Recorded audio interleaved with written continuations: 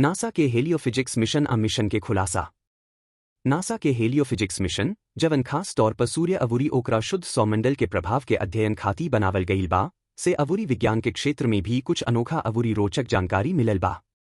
लगातार निरीक्षण तुलना के माध्यम से भइल यह खोज सबसे हमनी के ब्रह्मांड के बारे में नया जानकारी मिलेला।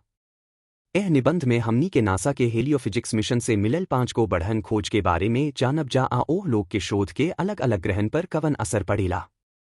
1999 में भइल रहे हजारों धूप चरावे वाला धूमकेतु पुरान सौमंडल के झलक।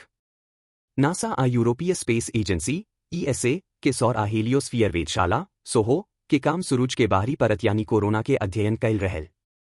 बाकिर SOHO पर ईगो उपकरण सूर्य के रोशनी के रोक के चरत धूमकेतु जे सूरज के बहुत नजदीक से गुजरेले के स्पॉट करे में मदद कैलस।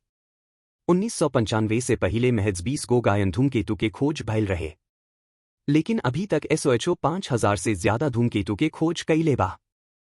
यह अवलोकन सब के मदद से वैज्ञानिक लोग के प्राचीन सौमंडल के विकास रचना के बारे में नया जानकारी मिलल। 1999 में भइल रहे बेटेलज्यूड स्टार अवलोकन व्यवहार के बारे में जानकारी दिहल गईल बा। 2019 के अंत में ओरियन तारामंडल के हिस्सा होखे वाला बेटेलज्यूड तारा अचानक मध्यम होखे लागल। जब ई तारा सूरज के नजदीक आ गईल पृथ्वी के दूरबीन से देखल मुश्किल हो गईल तब नासा के सौरस्थलीय संबंध वेधशाला स्टेरियो आ गईल।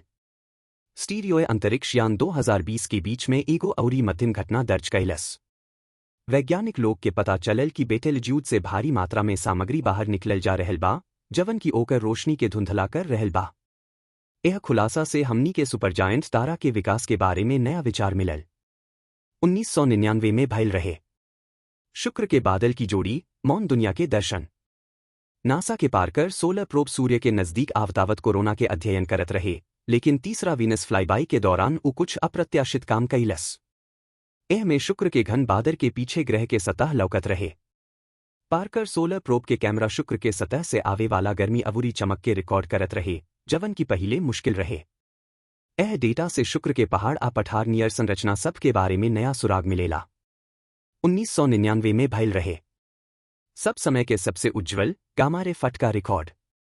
गामा किरण के फटकार दुनिया के सबसे ताकतवर विस्फोट था।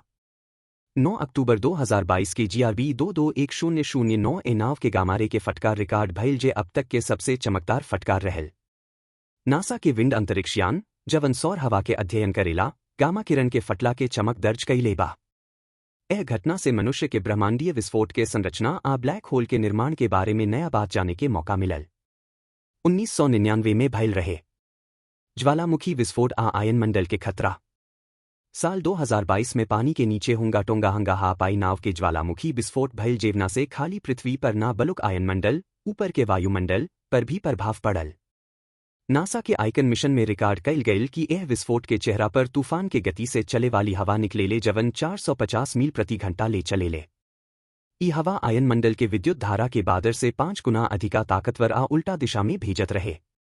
ई घटना पृथ्वी अंतरिक्ष प्रणाली के आपस में जुड़ाव के एगो अद्भुत उदाहरण बा। 1999 में भइल रहे विज्ञान में सेरेंडिपिटी के भूमिका। नासा के हेलियोफिजिक्स मिशन से मिलल ई अभूतपूर्व खुलासा बतावत बा कि कैसे अप्रत्याशित अवलोकन से विज्ञान के दरवाजा खुल गईल बाई खोज हमरा के खाली सूर्य के बारे में ना बलुक पूरा ब्रह्मांड पृथ्वी के सिस्टम के बारे में भी नया तरीका से सोचे के प्रेरणा देहलस। भविष्य के सपना। नासा के भविष्य के मिशन अवुरी उन्नत तकनीक के संगे अवुरी खोज के संभावना बा। यह खोजन से मनुष्य के दुनिया के नया ब्रह्मांडीय नजरिया से देखे के मौका मिली नया सवालन के जवाब मिल जाए।